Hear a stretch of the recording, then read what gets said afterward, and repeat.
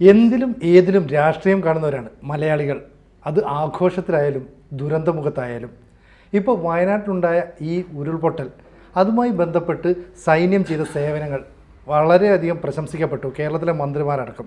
അവിടെ കുറച്ച് സന്നദ്ധ പ്രവർത്തകർ യൂണിഫോം ഇട്ടും ഇടാതെയും ഒക്കെ നടന്നു. അപ്പോൾ പോസിറ്റീവായും നെഗറ്റീവായിട്ടും എന്ത് നമ്മൾ പറഞ്ഞാലും അതിനെയൊക്കെ രാഷ്ട്രീയവൽക്കരിക്കുന്ന ചില നിലപാടുകളുണ്ട്. ആ വിഷയമാണ് നമ്മളിന്ന് ചർച്ച ചെയ്യുന്നത്. നമ്മോടൊപ്പം അഹമ്മദ് മാഷുണ്ട്, ഒപ്പം TG മോഹൻദാസ് സാറുമുണ്ട്. സ്വാഗതം. അഹമ്മദ് മാഷെ, ഞാൻ ഈ പറഞ്ഞതിനോട് എങ്ങനെ യോജിക്കുന്നു? തീർച്ചയായിട്ടും ഒരു സന്ദർഭം, ഔചിത്യം അത് വളരെ പ്രധാനമാണ്. അതുകൊണ്ട് നമ്മുടെ രാഷ്ട്രീയക്കാരുടെയൊക്കെ ഉള്ളിലുള്ള മത്സരബുദ്ധി സമ്പൂർണ്ണമായും മാനവികതയ്ക്ക് വഴിമാറേണ്ട ഒരു സമയമാണ്, കാരുണ്യത്തിന് വഴിമാറേണ്ട. നമ്മുടെ മാത്സര്യം എന്ന വികാരം ഈ കാരുണ്യം എന്ന വികാരത്തിന് വഴിമാറേണ്ട ഒരു സന്ദർഭം തന്നെയാണ്. അത് പലപ്പോഴും നമ്മൾ മറന്നു പോകാറുണ്ട്. ഈ ഇപ്പോൾ വയനാട് ദുരന്തമുഖത്തും അത് പലപ്പോഴും കണ്ടിട്ടുണ്ട്. കേന്ദ്ര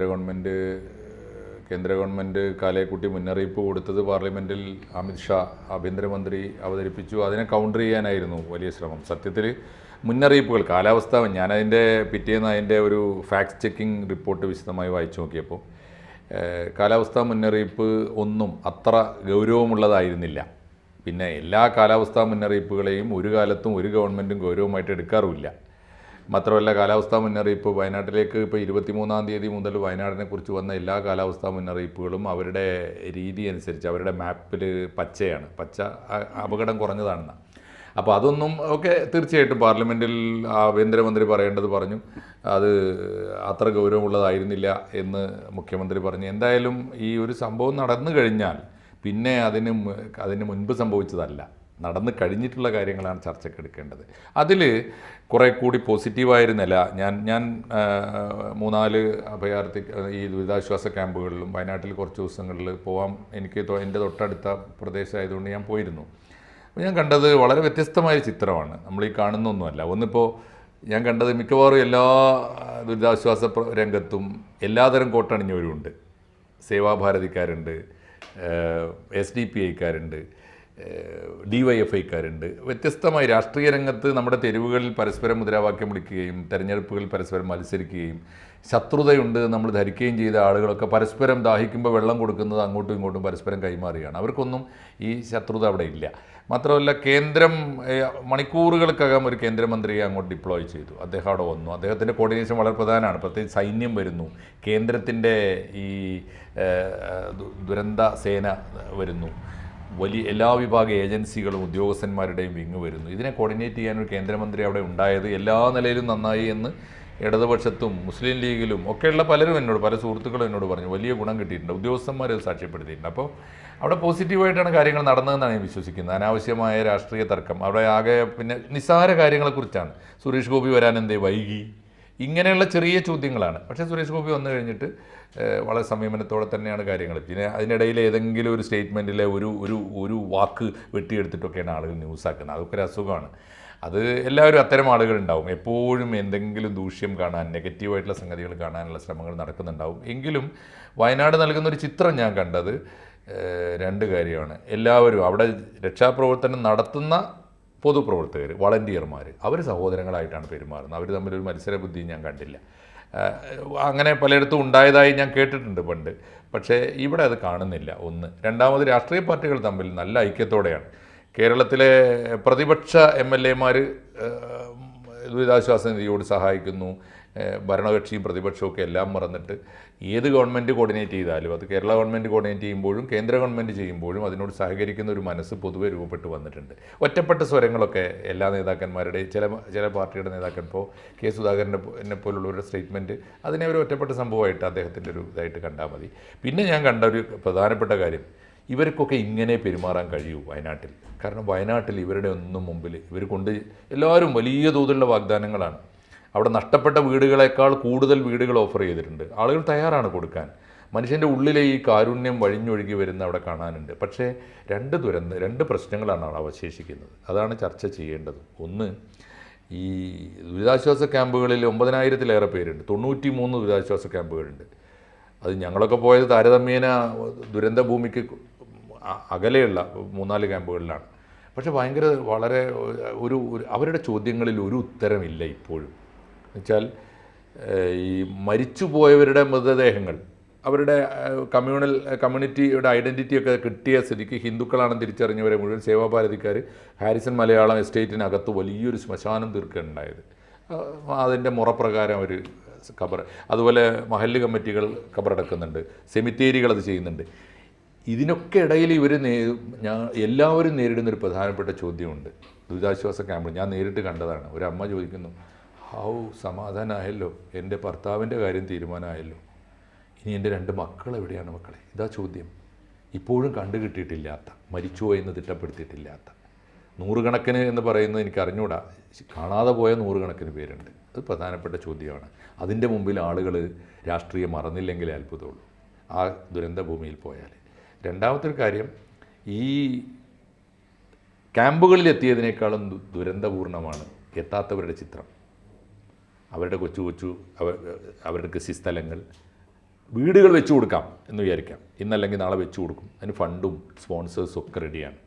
പക്ഷേ എത്ര കാലം അവർക്ക് ഈ തൊഴിലില്ലാതെ ജീവിക്കാൻ പറ്റും? അവരുടെ തൊഴിൽ മേഖല, അവരുടെ തോട്ടം, അവരുടെ കൊച്ചു ഈ പിന്നെ ഫാക്ടറികൾ, ചെറിയ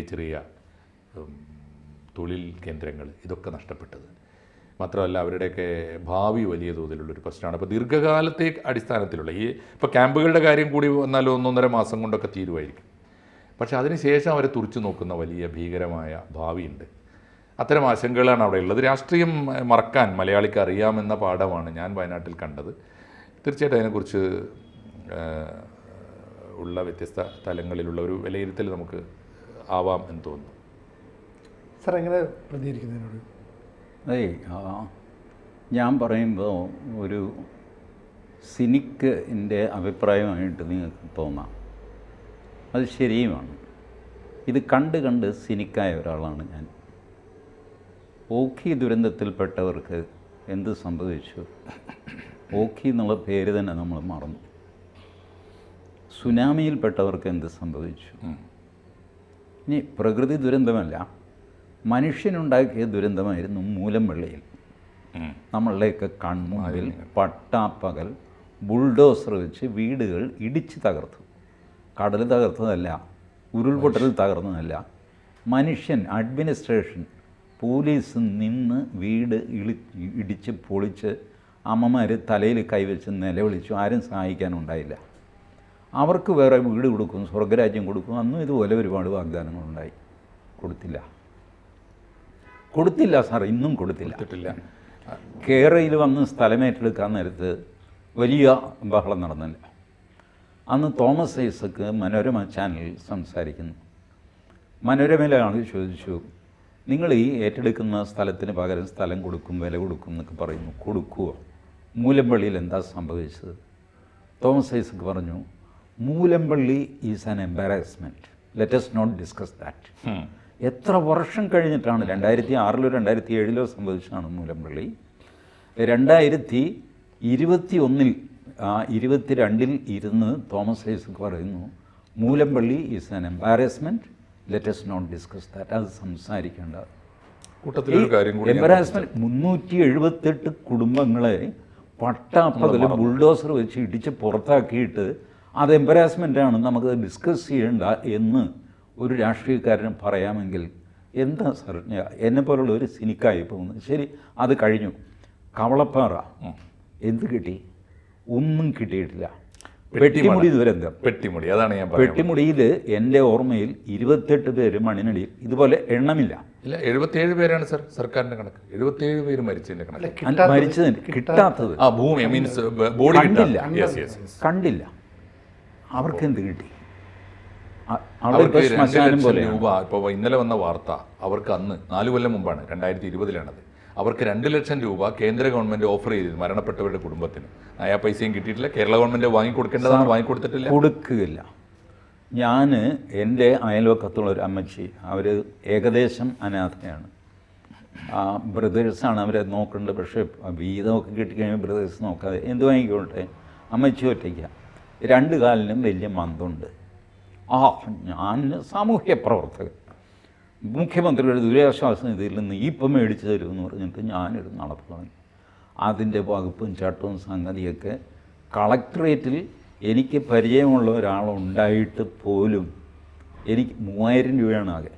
എനിക്കത് കൊടുപ്പിക്കാൻ സാധ്യമല്ല. കാരണം വകുപ്പ് നോക്കിക്കഴിഞ്ഞപ്പോഴുണ്ടല്ലോ, ഈ വെള്ളത്തിൽ വീണ് മരിച്ചാൽ നഷ്ടപരിഹാരം കിട്ടും ദുരിതാശ്വാസ നിധിയിൽ നിന്ന്, കരയിൽ മരിച്ചാൽ കിട്ടില്ല. തെങ്ങ് കയറുമ്പോൾ ഞാൻ അതിൻ്റെ കണ്ടീഷൻസ് മുഴുവൻ വായിച്ച് നോക്കിയപ്പോൾ എനിക്ക് മനസ്സിലായി, ഐഡിയലി 3000 രൂപ ജില്ലാ കളക്ടറുടെ ഫണ്ടിൽ നിന്ന് കിട്ടണമെങ്കിൽ കായലിലേക്ക് ചെരിഞ്ഞ് നിൽക്കുന്ന തെങ്ങിൽ കയറിയിട്ട് നിങ്ങൾ വെള്ളത്തിൽ വീണ് മരിക്കണം. അപ്പോഴേ ആ കണ്ടീഷൻ കംപ്ലീറ്റ് ആവും.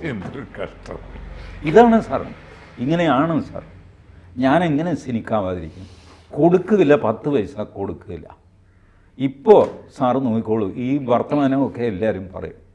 ഒരു പയ്യൻ, അവന് ആരുമില്ല, കിട്ടിയെന്ന് വയ്ക്കുക, അച്ഛനില്ല, അമ്മയില്ല, ഒന്നുമില്ല, എങ്ങനെയോ പ്രാണൻ അവൻ രക്ഷപ്പെട്ടു. ഈ കുട്ടികളുടെ വിദ്യാഭ്യാസം തടസ്സപ്പെടുത്തുകയില്ല എന്ന് മന്ത്രി. സാർ നോക്ക്, ഈ പയ്യനെ ഏത് ക്ലാസ്സിൽ നിങ്ങൾ ചേർക്കാൻ പോകുന്നു? അവനോട് ചോദിച്ചാൽ അവൻ പറയും, ഞാൻ 7ാം ക്ലാസ്സിൽ പഠിച്ചുകൊണ്ടിരിക്കുകയായിരുന്നു. ശരി, എന്തെങ്കിലും കടലാസ് ഇല്ല, ഒന്നുമില്ല, ബർത്ത് സർട്ടിഫിക്കറ്റ് ഇല്ല, ഒന്നുമില്ല, സ്കൂളിൽ റെക്കോർഡുണ്ടോ ഇല്ല, എല്ലാം തന്നെ വിളിച്ചു പോയി, സ്കൂൾ തന്നെ പോയി. ഇവനെ 7ാം ക്ലാസ്സിൽ ചേർക്കാൻ ആ ഹെഡ് മാസ്റ്റർക്ക് എങ്ങനെ സാധിക്കും? അങ്ങനെ പറയും, എനിക്കറിയാം, ഞാൻ DEOയ്ക്ക് റെഫർ ചെയ്യാം, അദ്ദേഹം തീരുമാനിക്കട്ടെ. DEO എന്ത് ചെയ്യും? സർവീസ് ചട്ടങ്ങൾ അനുവദിക്കുന്നില്ല ഇങ്ങനെ ഒരു റെക്കോർഡും ഇല്ല അതൊരു കുട്ടിയെ ചേർക്കാൻ. DEO വിദ്യാഭ്യാസ സെക്രട്ടറിക്ക് എഴുതും, വിദ്യാഭ്യാസ സെക്രട്ടറി ചീഫ് സെക്രട്ടറി അറിയിക്കും. ചീഫ് സെക്രട്ടറി നോക്കുമ്പോൾ പറയും, ഇതിനിപ്പോൾ വല്ല മന്ത്രിസഭ കൂടി സ്പെഷ്യൽ ഓർഡർ വല്ലതും ഇറക്കിയാലേ പറ്റുള്ളൂ. മന്ത്രിസഭ കൂടും, മന്ത്രിസഭ കൂടുമ്പോൾ ഇങ്ങനൊരു പയ്യനുണ്ട്. അങ്ങനെ ഒരു പയ്യനല്ല, ഒരുപാട് പേരില്ലേ. കോംപ്രഹെൻസീവായിട്ടൊരു പോളിസി ഡിസിഷൻ അതിനെടുക്കണ്ടേ? ഒരു കാര്യം ചെയ്യും, ഡിപ്പാർട്ട്മെൻറ്റിനോട്, എഡ്യൂക്കേഷൻ ഡിപ്പാർട്ട്മെൻറ്റിനോട് ഒരു പ്രപ്പോസൽ അയക്കാൻ പറ. കഴിയും. എഡ്യൂക്കേഷൻ ഡിപ്പാർട്ട്മെൻറ്റിൽ ഒരു ശോശാമ്മ പ്രപ്പോസൽ ഉണ്ടാക്കാൻ തുടങ്ങും. ഈ പ്രപ്പോസലിൽ കുറേ പേരുടെ പേരുണ്ടാകും, കുറേ പേരുടെ ഉണ്ടാവില്ല. ആകെ കൂടെ വർഷമായിട്ട് ഇത് ഒരിക്കലും നടക്കാൻ പോകുന്നില്ല. ഇത് നടക്കണമെങ്കിൽ മന്ത്രിസഭ മൊത്തം ഈ പറഞ്ഞ സ്ഥലത്ത് വന്നിട്ട്, മുണ്ടക്കയിൽ വന്നിട്ട്, അവിടെ മന്ത്രിസഭാ യോഗം ചേർന്ന് ഓരോരുത്തരെയായിട്ട് വിളിച്ചിട്ട്, എന്താ അതിൻ്റെ പ്രശ്നം? ശരി, സ്പെഷ്യൽ ഓർഡർ അടിക്കുമെന്ന് പറഞ്ഞാൽ അവിടെ ടൈപ്പിസ്റ്റിനെ ഇരുത്തി അവിടെ ഇരുത്തി ഓർഡർ കൊടുത്താൽ ചിലപ്പോൾ നടന്നു വരും. ചെയ്യുമോ? ചെയ്യില്ല, ആരും ചെയ്യില്ല. ഈ സാർ, ഞാൻ ഇപ്പോഴും പറയുകയാണ്, മാധ്യമങ്ങൾ മലയിറങ്ങുന്ന ദിവസം മലയാളി മലയിറങ്ങും മുണ്ടക്കയിൽ നിന്ന്. കറക്റ്റാണ്. മലയാളി കഴിഞ്ഞ ആഴ്ച എവിടെയായിരുന്നു? അർജുൻ്റെ പിന്നാലെ കർണാടകയിലായിരുന്നില്ലേ? ഇപ്പം ആരെങ്കിലും ഉണ്ടോ? ഇല്ല, ഇല്ല, ആർക്കും വേണ്ട. ചെറിയ ഇഷ്യൂ കിട്ടിയാൽ മാറിപ്പോവും. നാളെ ഇത്രയേ ഉള്ളൂ സാർ. ഇത് എത്ര എണ്ണമായി?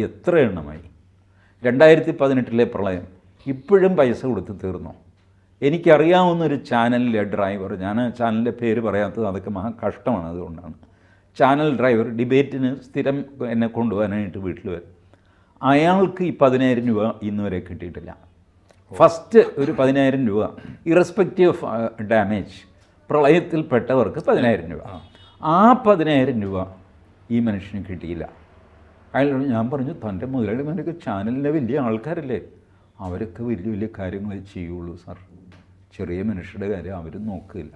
യെസ്, ഈ അനുഭവങ്ങൾ കൊണ്ട് സിനിക്കായി തീർന്ന TG ആണ് ഒരു പക്ഷേ ഈ കലാപകാലത്ത്, ഈ ദുരന്തകാലത്ത് ഏറ്റവും കൂടുതൽ ട്രോൾ ചെയ്യപ്പെട്ടത്. അല്ല, അത് ഈ അനുഭവം എനിക്കിതിനു മുമ്പും ഉണ്ട്. ഈ എന്താ, ദുരന്തമുഖത്ത് മതം പറയരുതെന്ന് പറയും. ഇന്നലെ 3 മതവും അവിടെ മുട്ടുകുത്തി നിൽക്കുന്നത് ഞാൻ കണ്ടു ലൈവ്. 3 മതവും. ദുരന്തമുഖത്ത് മതം പാടുണ്ടോ? അപ്പോൾ 3 മതങ്ങളിലെ കൂട്ടപ്രാർത്ഥനയില്ലേ, 1 by 1 ഓരോരുത്തർ 10 മിനിറ്റ് വെച്ചിട്ട്. അതിനകത്ത് മതവിശ്വാസി അല്ലാത്ത ഒരാളുടെ ശരീരഭാഗങ്ങളുണ്ടെന്ന് വയ്ക്കുക. അയാളോട് ചെയ്യുന്ന അന്യായമല്ലേ ഈ മതപ്രാർത്ഥന? നിങ്ങളല്ലേ ഈ മതം കൊണ്ടുവന്നത്, ഞാൻ കൊണ്ടുവന്നതല്ലല്ലോ. നിങ്ങൾ മതം കൊണ്ടുവരുന്നു, നിങ്ങൾ നെഞ്ചത്തെഴുതി വയ്ക്കുന്നു സംഘടനകളുടെ പേര്, എന്നിട്ട് നിങ്ങൾ സന്നദ്ധ പ്രവർത്തനം നടത്തുന്നു. ഈ നെഞ്ചത്ത് പേരില്ലാതെ സന്നദ്ധ പ്രവർത്തനം നടത്തരുതോ? അല്ല, അതല്ലേ സന്നദ്ധ. സാറിൻ്റെ വീടിന് തീ പിടിക്കുമ്പോൾ ഞാൻ എൻ്റെ പേരെഴുതിയ ടീഷർട്ട് അന്വേഷിക്കുക, അതോ ഓടി വന്ന് വെള്ളമൊഴിക്കാൻ നോക്കും? അത് ഒരു എന്താണെന്നറിയോ. എന്നിട്ട് ഇന്നലെ എന്ത് സംഭവിച്ചു? എന്തുകൊണ്ടാണ് സന്നദ്ധ സംഘടനകളെ തടഞ്ഞത്? ബെയിലി പാലത്തിന് മുമ്പ് വെച്ച് സർക്കാർ തന്നെ തടഞ്ഞു. ഒരു സന്നദ്ധ പ്രവർത്തകനും ബെയിലി പാലത്തിന് അപ്പുറത്ത് പോകണ്ട. ബെയിലി പാലത്തിന് അപ്പുറത്തേക്ക് പോകാനായിട്ട് പ്രത്യേകം ലിസ്റ്റ് ഇട്ട് 1500 പേരെ തീരുമാനിച്ചിട്ടുണ്ട്, അത്രയും പേര് പോയാൽ മതി. സാർ, മൃതദേഹം വീണ്ടെടുക്കുന്ന സ്ഥലത്ത് വെറുതെ ആൾ കൂടിയിട്ട് കാര്യമില്ല.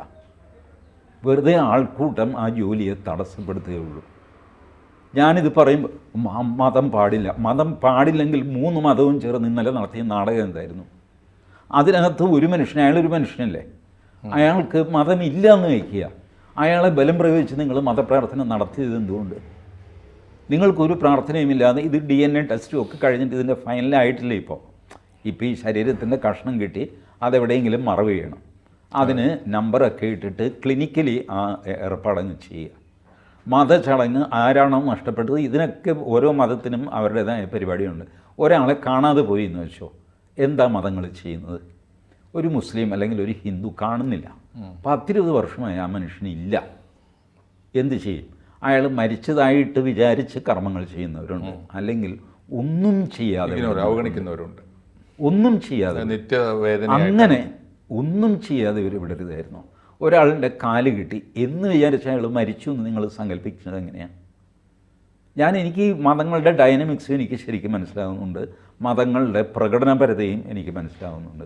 ഇതൊന്നും ശരിയല്ല. പിന്നെ ദുരിതാശ്വാസ സംഘത്തിൽ രാഷ്ട്രീയമാകാമോ? ആകാം എന്ന് പറഞ്ഞാൽ നിങ്ങൾക്കത് തടഞ്ഞു നിർത്താൻ സാധ്യമല്ല. ഭാരതത്തിലെല്ലാ സ്ഥലത്തും, കേരളത്തിൽ പ്രത്യേകിച്ചും, രാഷ്ട്രീയമില്ലാത്ത ഒരു കാര്യവും ഇല്ല. ഇപ്പോൾ മുസ്ലിം ലീഗിൻ്റെ കിച്ചൺ ക്ലോസ് ചെയ്യാൻ ഉത്തരവായി. മുസ്ലിം ലീഗ് ക്ഷോഭിച്ചു, കുഞ്ഞാലിക്കുട്ടി ഫേസ്ബുക്കിലൂടെ പരിഹസിച്ചു, ഞങ്ങളുടെ കിച്ചൺ ക്ലോസ് ചെയ്തിട്ട് നിങ്ങൾക്ക് എന്ത് കിട്ടി? പ്രശ്നം വളരെ വഷളാണ്. ഈ കൃഷിമന്ത്രി രാജൻ പറഞ്ഞു എക്സ്പയറി ഡേറ്റ് കഴിഞ്ഞ ബ്രെഡ് വിതരണം ചെയ്തു എന്ന് പറഞ്ഞ് ആരോപണം വന്നു. രാജൻ പറയുന്നത് ഞാൻ പേഴ്സണലി പോയി എല്ലാ ക്യാമ്പിലും അന്വേഷിച്ചു, പ്രാതലിന് കൊടുത്തിരിക്കുന്നത് ഉപ്പുമാവാണ്, ബ്രെഡ് അവിടെ കൊണ്ടുവന്നിട്ടുമില്ല കൊടുത്തിട്ടുമില്ല. പക്ഷേ ആരിത് പറഞ്ഞ് പരത്തിയെന്ന് ചോദിച്ചാൽ അറിയില്ല. ദൈവത്തെ ഓർത്ത് ഇങ്ങനെ ഒന്നും ചെയ്യരുതെന്ന് പറഞ്ഞിട്ട് കൃഷിമന്ത്രി രാജൻ സങ്കടത്തോടെ പറയുന്നു. കുഞ്ഞാലിക്കുട്ടി പറയുന്നു ഞങ്ങളുടെ കിച്ചൺ ക്ലോസ് ചെയ്തിട്ട് ഇപ്പോൾ എന്തായി, നിങ്ങൾ പഴയ സാധനം കൊടുത്തു എന്നുള്ള പ്രശ്നമല്ലേ വന്നു, ഞങ്ങൾ ഫ്രഷ് സാധനം തന്നുകൊണ്ടിരുന്നതല്ലേ. ഇതൊക്കെ രാഷ്ട്രീയമല്ലേ സാർ? രാഷ്ട്രീയമാണ്. ഞങ്ങൾക്ക് രാഷ്ട്രീയം ഇല്ല എന്ന് പറയും, നെഞ്ചത്ത് രാഷ്ട്രീയം എഴുതി വയ്ക്കുകയും ചെയ്തു കഴിഞ്ഞാൽ അത് സേവാഭാരതി ആയാലും എന്താ, ആരായാലും എന്താ. സേവാഭാരതിക്കാരോടാണ് കഴിഞ്ഞ മാസം സർസംഘചാലക് മോഹൻജി ഭാഗവത് പറഞ്ഞത്, സേവാപ്രവർത്തനം ചെയ്യുമ്പോൾ അതിൻ്റെ പേരെടുക്കാൻ നിൽക്കരുത്. അതന്ന് എല്ലാവരും കൂടെ മോദിയുടെ തലയിൽ വെച്ചു.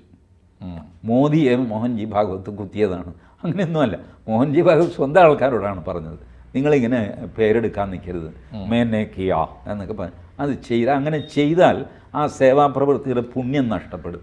ഞാനതിനെ മറിച്ചാണ് കാണുന്നത് ടീച്ചി. ഇപ്പോൾ ജനാധിപത്യം ഒരു തുറന്ന മത്സരവേദിയാണല്ലോ. അവിടെ നന്മകൾ കൊണ്ട് മത്സരിക്കുക എന്ന് പറയുന്നത് ഒരു മോശം കാര്യമല്ല എന്ന് വിചാരിക്കുന്ന ഒരാളാണ് ഞാൻ. ഇപ്പോൾ ഒരു ദുരന്തമുഖത്ത് ഒരു സംഘടന 100 വീട് വെച്ച് കൊടുക്കുന്നു, അല്ല ഞങ്ങൾ 200 വെച്ച് കൊടുക്കും പറഞ്ഞാൽ പോരാ, ചെയ്തു കൊടുക്കുകയും ചെയ്ത് കാണിക്കുകയും ചെയ്തിട്ട് വോട്ട് വാങ്ങാൻ, അല്ലെങ്കിൽ ഞങ്ങൾ കണ്ടില്ലേ അന്ന്, നിങ്ങളൊക്കെ കണ്ടതല്ലേ ഞങ്ങളുടെ യൂണിഫോം ഇട്ട വളണ്ടിയർമാർ അവിടെ ഇന്നത് ചെയ്തു. ജനാധിപത്യത്തിൽ ഈ നന്മകളുടെ ഒരു മത്സരം, അത് യൂണിഫോം ഇട്ട്, ഇപ്പോൾ എനിക്ക് ഓർമ്മയുണ്ട് കടലുണ്ടിയിൽ ഒരു ട്രെയിൻ അപകടം. നന്മകളുടെ മത്സരമൊക്കെ കൊള്ളാം. ഈ മത്സരം ഈ തെരഞ്ഞെടുപ്പ് രാഷ്ട്രീയത്തിന് വേണ്ടിയിട്ട് ഉള്ള ബാക്ക്ഗ്രൗണ്ട് ഒരിക്കലാണ്. ഞങ്ങളുടെ ആൾക്കാരുണ്ട്. ജനാധിപത്യത്തിൽ ജനങ്ങൾക്ക് നന്മ ചെയ്തിട്ട് വോട്ട് ചോദിക്കുന്നത് എങ്ങനെ ജനാധിപത്യ വിരുദ്ധമുണ്ട്? അല്ല, അങ്ങനെയാണെങ്കിൽ ഈ ദുരന്തമുഖത്ത് രാഷ്ട്രീയമാകാം എന്ന് പറയണം നമ്മൾ. അങ്ങനെയാണെങ്കിൽ അതും ആകാം. അല്ല, ഞാൻ ചോദിക്കുന്നത്, ഈ ദുരന്തം ഉണ്ടായ സമയത്ത് രക്ഷാപ്രവർത്തനത്തിന് സൈന്യം വരുന്നു. ആ സമയത്ത് സൈന്യം എന്ന് പറയുന്ന ഒരു ട്രെയിൻഡ് ടീമാണ്. ആ ഭാഗത്തേക്ക് ഈ സന്നദ്ധ പ്രവർത്തകർ കയറി വരുമ്പോൾ ഒരുപക്ഷെ സൈന്യം ചെയ്യുന്ന പ്രവർത്തനങ്ങൾ പോലെ അവർക്ക് ചെയ്യാൻ കഴിയില്ല. അപ്പോൾ ഇങ്ങനെ പല ഭാഗത്തുനിന്ന് വരുന്ന ആളുകൾ ഇത് സേവാഭാരതിയുടെ ആളാണോ, ഇത് ഡിവൈഎഫ്ഐയുടെ ആളാണോ, ലീഗിൻ്റെ ആളാണോ എന്നറിയില്ല. അപ്പോൾ ഒരു ആരാണെന്ന് തിരിച്ചറിഞ്ഞാൽ എടാ നീ അങ്ങനെ ചെയ്യരുത്, നീ അങ്ങോട്ട് പോരുത്. ഒരു നിയന്ത്രണത്തിന്, ഒരു ലീഡർഷിപ്പിന് ഒരാളെ നിയന്ത്രിക്കണമെങ്കിൽ അങ്ങനെയും കൂടെ ചെയ്തല്ലേ പറ്റുള്ളൂ. 2 ഘടകമുണ്ട്. ഈ കാര്യം വളരെ ശരിയാണ്. ഇപ്പോൾ ടി ജി പറഞ്ഞ പോലെയല്ല, എൻ്റെ വീടിന് തീ പിടിക്കുമ്പോൾ ഓടി വരുന്നതിൻ്റെ അയൽവക്കക്കാരായിരിക്കും, എല്ലാവർക്കും അറിയാം. ഇതങ്ങനെയല്ല, 4 ഭാഗത്തു നിന്ന്. ഇപ്പോൾ സേവാഭാരതിയുടെ വളണ്ടിയർമാർ ഇന്ത്യ ഒട്ടാകെ വന്നിട്ടുണ്ട്, ഡോക്ടേഴ്സ്, വലിയ പ്രൊഫഷണൽസ്. അപ്പോൾ ഞാൻ പറയുന്നത് അവരെ തിരിച്ചറിയാൻ നല്ലത് ആരാണ് റെസ്പോൺസിബിൾ. ഒരു യൂണിഫോമെങ്കിലും കണ്ടിട്ട് എന്തെങ്കിലും അവരെ ബോധ്യപ്പെടുത്തേണ്ടതുണ്ടെങ്കിൽ ഒരാൾ ആരാണ് റെസ്പോൺസിബിലിറ്റി എന്ന് അറിയാൻ നല്ലതാണ്. ഒന്ന്. രണ്ടാമത്തെ കാര്യം, ഇവരൊക്കെ പലപ്പോഴും ഇപ്പോൾ സിനുജി ഇതിൽ ഞാൻ മനസ്സിലാക്കിയിടത്തോളം ഈ ടീമൊക്കെ തന്നെ സേവാഭാരതി ഉൾപ്പെടെയുള്ളവർ ഒരു ദുരന്തമുഖത്ത് ചെയ്യാനുള്ള എല്ലാ കർമ്മങ്ങൾക്കും എല്ലാ കാര്യങ്ങൾക്കും ഫസ്റ്റ് എയ്ഡ് തൊട്ട് മരണാനന്തര കർമ്മങ്ങൾ വരെ ട്രെയിൻഡാണ് അവർ. എല്ലാവർക്കും. ഇപ്പോൾ എനിക്ക് തോന്നുന്നു ഓരോരുത്തരും അവനവൻ്റെ തലത്തിൽ കൊടുക്കുന്നുണ്ടാവും. SDP അങ്ങനെ കൊടുക്കുന്നുണ്ട്, മതസംഘടനകൾ, സുന്നി സംഘടനകൾ, മുജാഹിദ് സംഘടനകൾ ഒക്കെ അത്തരം പരിശീലനങ്ങൾ കൊടുത്ത വളണ്ടിയർമാരാണ് വരുന്നത്. അതുകൊണ്ട് പരിശീലനം കിട്ടിയവനാണ് ഇത്, സാധാ ലേമൻ അല്ല, അല്ലെങ്കിൽ വെറുതെ മൊബൈലിൽ പിന്നെ ഫോട്ടോ എടുക്കാൻ വേണ്ടി വരുന്നവനല്ല എന്നൊരു ബോധ്യം ഉണ്ടാക്കാനും ഈ യൂണിഫോം നല്ലതല്ലേ എന്നാണ് ഞാൻ ചോദിക്കുന്നത്. അല്ല എന്നാണ് അഡ്മിനിസ്ട്രേഷനും സൈന്യവും NDRFും കണ്ടെത്തിയത്. അതുകൊണ്ടാണ് സന്നദ്ധ സംഘടനകളെ അവർ ബെയിലി പാലത്തിന് മുമ്പ് വെച്ച് തടഞ്ഞത്. അല്ല, ഈ സംഗതി എണ്ണം കൂടിയതുകൊണ്ടല്ലേ ഈ അതെ, സന്നദ്ധ കാരണം മത്സരമാണല്ലോ ഇത് കാണിച്ച് നാളെ വോട്ട് വാങ്ങാനുള്ള മത്സരമാണ്. സേവാഭാരതിയേക്കാൾ എണ്ണത്തിൽ കൂടുതൽ ഞങ്ങളുണ്ട്, അയാളേക്കാൾ കൂടുതൽ ഞങ്ങളുണ്ട് എന്ന് കാണിക്കാനുള്ള മത്സരത്തിൽ ആൾ കൂടി. നമ്മൾ തെരുവിൽ TG ഒരു തെരുവിൽ തല്ലുകൂടിയിട്ട് ഞാനാടാ കൂടുതൽ ചോര ചിന്തിയത് എന്ന് പറയുന്നതിനേക്കാൾ നല്ലതല്ലേ ഈ അതിനേക്കാൾ നല്ലത്, അതിനേക്കാൾ ഭേദമാണ്. പക്ഷേ ഇതിലും ഒരു മത്സരമുണ്ട്. അങ്ങനെ വന്നപ്പോൾ എന്തായി, ഇപ്പോൾ കർണാടകയിൽ അർജുനെ അന്വേഷിച്ചുകൊണ്ടിരുന്നപ്പോൾ ഈ പട്ടാളം വന്നു, അവിടെ നേവിയാണ് ആദ്യം വന്നത്. നേവി പറഞ്ഞു 1 സ്ക്വയർ കിലോമീറ്ററിൽ ഒരു മനുഷ്യനെ കണ്ടുപോകരുത്, അങ്ങനെയാണ് ഞങ്ങളിത് അന്വേഷിക്കാൻ. ഇത്രയും പേര് ബഹളം വയ്ക്കുന്നതിനിടയ്ക്ക് ഞങ്ങൾക്ക് അന്വേഷിക്കാൻ പറ്റില്ല. 1 സ്ക്വയർ കിലോമീറ്റർ മാധ്യമങ്ങളടക്കം മാറി നിന്നു. എന്നിട്ടാണ് അവർ അന്വേഷിച്ചത്. കിട്ടിയില്ല, വേറെ കാര്യം. ബട്ട് അവരുടെ ഫസ്റ്റ് കണ്ടീഷനായിരുന്നു ആൾ മാറും. ഈ എന്തെങ്കിലും സാർത്ഥകമായിട്ട് ചെയ്യണമെങ്കിൽ അച്ചടക്കത്തോടെയും ട്രെയിനിങ് ഉള്ളവരും ചെയ്യണം. ഞങ്ങളുടെ ആൾക്കാരും ട്രെയിൻഡാണ് ആയിരിക്കാം, പക്ഷേ അതിനേക്കാൾ ട്രെയിൻഡാണ് നിങ്ങളുടെ ആൾക്കാർ. ഇന്നിപ്പോൾ ഞാൻ TV നോക്കിക്കഴിഞ്ഞപ്പോൾ തമിഴ്നാടിൻ്റെ സ്റ്റേറ്റ് ഡിസാസ്റ്റർ റിലീഫ് ടീമുണ്ടല്ലോ, അവരെ സ്റ്റാലിൻ ആദ്യത്തെ ദിവസം തന്നെ അയച്ചിരുന്നു. അവരുണ്ട്, കേരളത്തിൻ്റെ ഉണ്ട്, നാഷണൽ NDRF ഉണ്ട്, സൈന്യമുണ്ട്. ഇവരാണ് കംപ്ലീറ്റ് കാര്യങ്ങൾ നടത്തുന്നത്. ഈ പറഞ്ഞ സന്നദ്ധ സംഘടനകളെല്ലാം ബെയിലി പാലത്തിൻ്റെ അതാണ് TG. പക്ഷേ ഒരു ചെറിയ കാര്യം കൂടെ എനിക്ക് യോജിപ്പുണ്ട്. TG പറഞ്ഞ കാര്യം ക്ലിയർ ആണ്. അത് ഇനിയും മാത്രമല്ല, ഇനി അങ്ങോട്ടുണ്ടാകുന്ന ദുരന്തങ്ങളിൽ വളരെ കർശനമായ നിലപാട് അങ്ങനെ എടുക്കുന്നത് നല്ലതാണ്. പക്ഷെ ഒക്കെ ഒരു ടൈം സ്പാൻ്റെ ഒരു പ്രശ്നമുണ്ട്. ഇപ്പോൾ കോഴിക്കോട് വിമാനത്താവളത്തിൽ ഫ്ലൈറ്റ് വീണ ഓർമ്മയുണ്ടല്ലോ.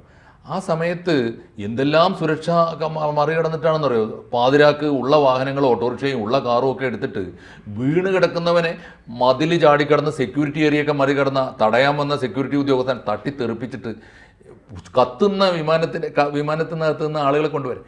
ഇതിനൊക്കെ നമ്മൾ ഈ പറയുന്ന ഉത്തരവാദപ്പെട്ട പരിശീലനം നേടിയ വിദഗ്ധന്മാരെത്താൻ കാത്തു നിന്നാൽ പലപ്പോഴും ഡെഡ് ബോഡിയുടെ എണ്ണം കൂടും.